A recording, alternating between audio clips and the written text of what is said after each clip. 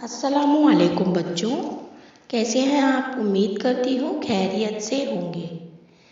आज हम पढ़ेंगे माहौल का मुताला और हमारे सबक का नाम है मेरा ख़ानदान और घर। आओ ये कर देखें। ख़ानदान के लोगों की तादाद और अम्मी अब्बू के पेशों की मदद से अपने ख़ानदान के बारे में मालूमात लिखो। ख़ानदान में वालिदैन और इनके बच्चे शामिल होते हैं। इसके अलावा कुछ ख़ानदानों में दादा दादी भी होते हैं। ख़ानदान में लोगों की तादाद अलग अलग हो सकती है।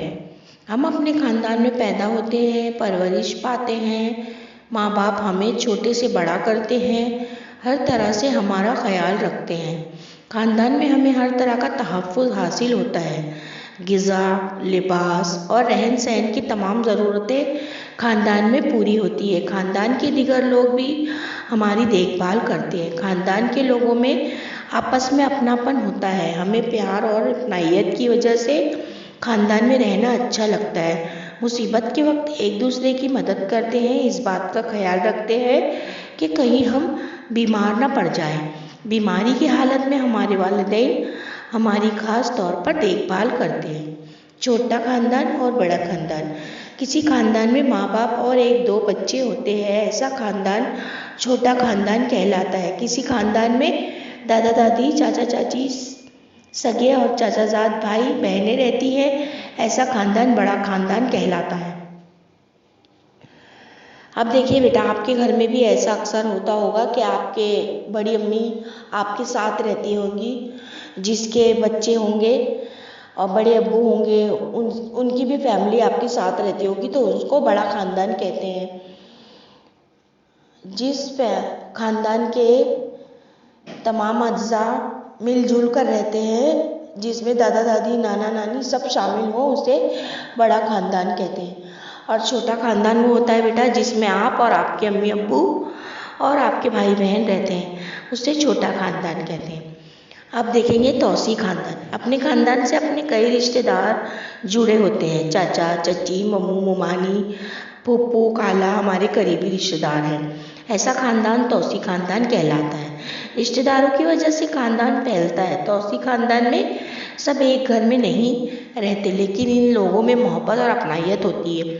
अलग अलग मौक़ों पर वो एक दूसरे से मिलते रहते हैं। तुम्हारे तौसी ख़ानदान में कौन कौन है? तुम्हारा इनसे क्या रिश्ता है? तुम्हारे तौसी ख़ानदान में लोग किन मौक़ों पर मिलते हैं? आओ ये कर देखिए। शिजराए नज़्ब। तीसरी जमात की तुलबा रेहाना अपने घर में फ़ोटो का एल्बम देख रही थी। सालगिरह और शादियों की तस्वीरें देखते हुए इसे कुछ चेहरे जाने पहचाने और कुछ अजनबी लगे। कुछ तस्वीरों में मौजूद चेहरे इसे बार बार हर तरफ दिखाई दिए। रेहाना ने अपनी अम्मी से पूछा, ये सब लोग कौन हैं? अम्मी ने जवाब दिया, ये सब हमारे रिश्तेदार हैं। इस तस्वीर में चचा चची, मामू मुमानी, दादा दादी और नाना नानी हैं। रेहाना ने अपनी अम्मी से कहा, मुझे अपनी तरह समझाइए। अम्मी ने रेहाना को समझाने के लिए एक खाका बनाया। अब देखिए बेटा, यहाँ पर एक खाका बना हुआ है जिसमें तमाम रिश्तेदारों के नाम लिखे हुए हैं। अब रेहाना को समझाने के लिए अम्मी ने एक खाका बनवाया है और उसे वो समझा रही है। देखो, दादा दादी है, इसमें चचा है, चची है, सानिया, साहिल, चचा चाची है जिनके बच्चे हैं सानिया और साहिल, वालिद वालिदा हैं जिनके बच्चे हैं सलीम और रेहाना, और है फूफू, इनकी एक फूफू भी है। रेहाना का शिजरे नस्ब। गुज़रते ज़माने के साथ ख़ानदान की कई नस्लें पैदा हो जाती है। इस तरह नस्लों से ख़ानदानी नसबनामा बनता है। अपने वालिदैन की मदद से अपने ख़ानदान का शिजरा तैयार करो। ख़ानदानी निज़ाम में तब्दीली। वक्त के साथ साथ ख़ानदानी निज़ाम में तब्दीली आ रही है। किसी ज़माने में दादा दादी, माँ बाप, चचा चची और हकीकी और रिश्तेदार के भाई, इन सब से मिलकर एक ख़ानदान बनता था। इसे मुश्तरक ख़ानदान कहा जाता था। सब लोग एक साथ रहते थे। मुलाजिमत, कारोबार, तिजारत के सबब एक ख़ानदान के अफराद अलग अलग मुकामात पर रहने लगते हैं। इसी तरह इनके अलग ख़ानदान बन जाते हैं। ऐसे ख़ानदानों को मुनफसिल ख़ानदान कहते हैं। इस तरह ख़ानदानी निज़ाम में तब्दीली होती गई। ख़ानदान में हमारी जिम्मेदारियाँ। अब देखिए यहाँ पे बेटा तस्वीर में आपको नज़र आ रहा है घर का हर फर्द काम कर रहा है। देखिए बेटा, अगर हम जॉइंट फैमिली में रहेंगे, यानी कि मिले जुले खानदान में रहेंगे तो उसमें हर कोई शख्स काम करेगा। लेकिन अगर हम अकेले खानदान में रहेंगे, अकेले रहेंगे, तो उसमें सिर्फ आपकी अम्मी अपने घर में काम करेगी।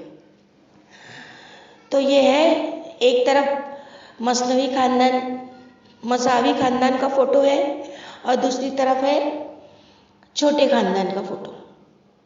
आओ करके देखिए, अपने घर के कामों की फहरिस्त बनाओ। तुम्हारे घर में ये काम कौन कौन करता है? तुम्हें इनमें से कौन सा काम पसंद है? क्या तुम्हारे घर में लोग एक दूसरे के काम करते हैं?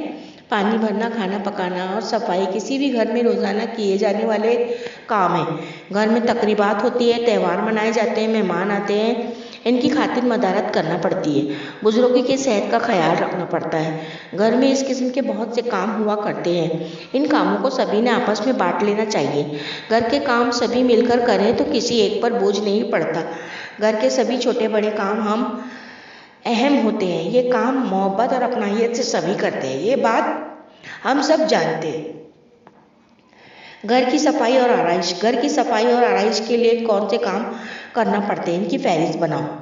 अब देखिए, एक घर में बेटा, तस्वीर में आपको बताया, एक घर में सामान बिखरा पड़ा है और दूसरे घर में सामान सलीके से सजाया गया है।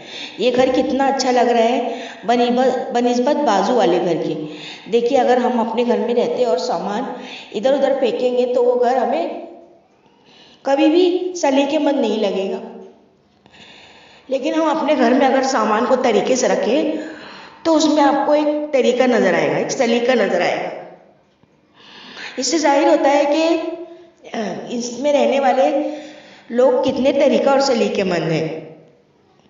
ऊपर दी हुई दोनों तस्वीरों में तुम्हें जो फर्क नजर आया है, इसे अपने बयाज में लिखो।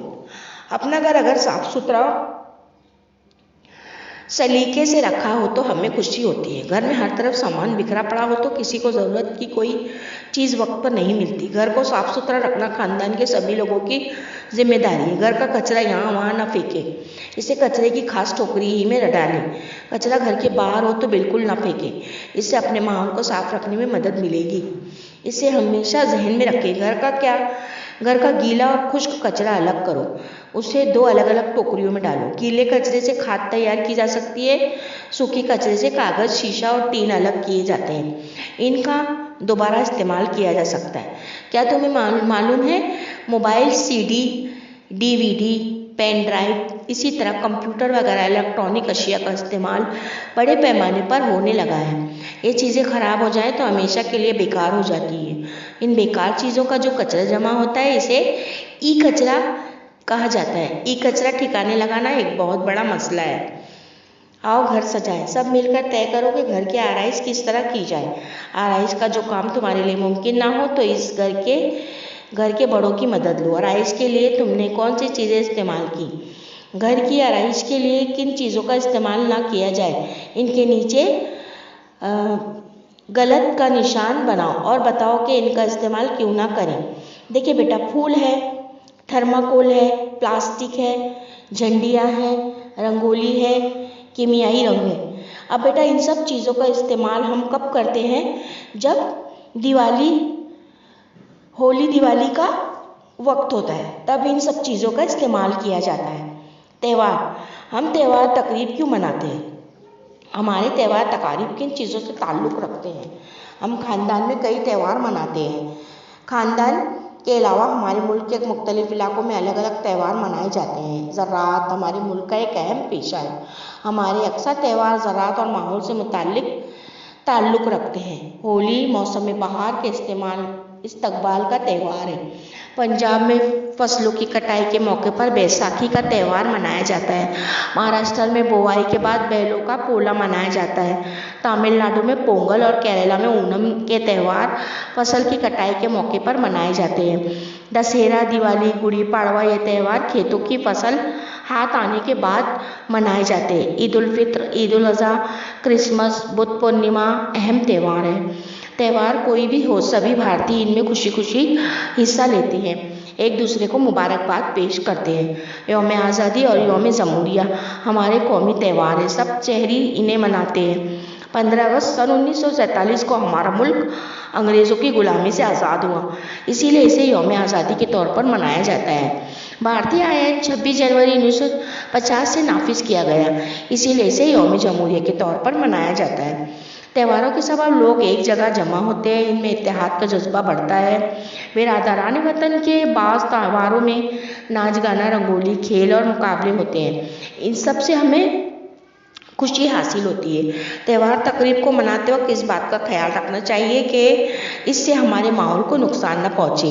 तेज़ आवाज़ में गाने बजाने से बूढ़ों और बच्चों को तकलीफ़ होती है। तेज़ आवाज़ के सबब आवाज़ की आलूदगी होती है। अब बेटा देखिए, इसमें आपको बताया गया है कि अगर आप कोई त्यौहार मनाते हो तो उसको तरीके से मनाया जाए। एकदम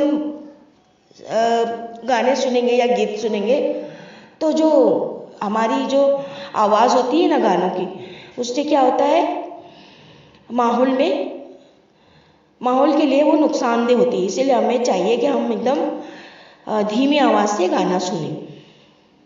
क्या तुम्हें मालूम है, महाराष्ट्र में कई आदिवासी जमातें हैं। ज़िला थाना में वारली नामी आदिवासी जमात है। ज्येष्ठ महीने में बारिश की इब्तिदा में लोग कोली भाजी, नरम सब्जी नामी एक खानदानी त्यौहार मनाते हैं। कोली जंगली नबातात की एक किस्म है जिसे सब्जी के तौर पर इस्तेमाल किया जाता है। बारिश शुरू होने के बाद ये नबातात उगती है। खानदानों के लोग आसपास के इलाकों से ताज़ा नरम कोली जमा करके लाते हैं। सब्जी पकाकर खानदान के सब लोग मिलकर खाते हैं। क्या तुम्हें मालूम है, मकर संक्रांति सर्दियों में मनाया जाता है। इस दिन दोस्त और रिश्तेदार एक दूसरे को तिल गुड़ देते हैं। तिल सर्दियों में पैदा होने वाली एक अहम फसल है। सर्दी के मौसम में जिस्म की गर्मी कायम रखने के लिए तिल खाना मुफीद है। हमने क्या सीखा, खानदान में हमें हर तरह तहफ़्फ़ुज़ हासिल होता है। छोटा खानदान, बड़ा खानदान और तौसी खानदान, ये खानदान की किस्में हैं। कई नस्लों का शिजरा नस्ब तैयार किया जा सकता है। घर के सभी छोटे बड़े काम अहम होते हैं। अपना घर और इसके आसपास का इलाका साफ़ सुथरा रखना चाहिए। हमारे अक्सर त्यौहार ज़राअत और माहौल से ताल्लुक़ रखते हैं। यौम आज़ादी, यौम जमहूरिया हमारे कौमी त्यौहार है। त्यौहार तकरीब से लोगों में इत्तेहाद का जज्बा बढ़ता है। त्यौहार तकरीब में हम लोगों से मिलते हैं, आपस में बातचीत करते हैं, एक दूसरे के सहारे और हिम्मत का एहसास पैदा होता है। अच्छा बच्चों, मैं उम्मीद करती हूँ आपको ये सबक अच्छी तरह समझ में आ गया होगा। अब हम फिर मिलेंगे अपने एक नए वीडियो के साथ। अल्लाह हाफिज़।